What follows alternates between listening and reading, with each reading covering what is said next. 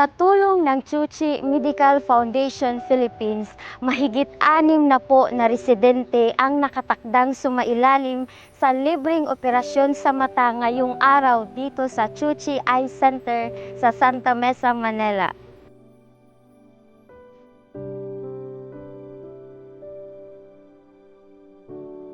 Dahil sa kakulangan ng sapat na pinansyal, mahigit 3 taon nang iniinda ni Clinton Fernandez ang kanyang katarata sa mata. Bilang padre de pamilya, mag-isang tinaguyod ni Clinton ang kanyang 3 anak matapos mawala ang kanyang asawa. Para sa kanya, di bali nang malabo ang kanyang paningin, may tawid lamang ang pang-araw-araw na pangangailangan ng kanyang pamilya. Ngayong araw na ho, gaganapin ang inyong operasyon. Excited ho ba kayo? Yun ang hinahangad ko na sana matakita na ko ng maliwanag. Umpisa na po tayo, linis, tapos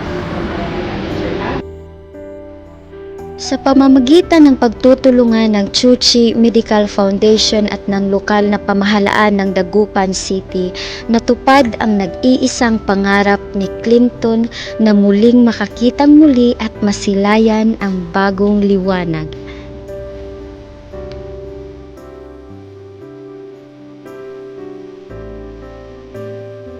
Maganda lang ito.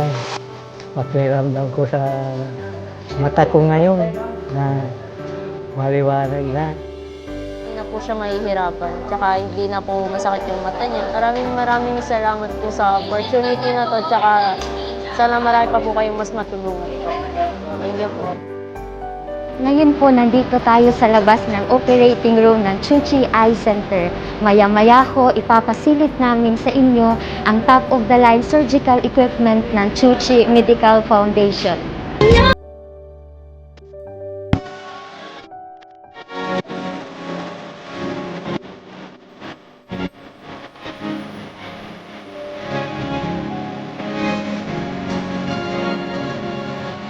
Believe ako sa kooperasyon niyo lahat. You are all patients to your patient.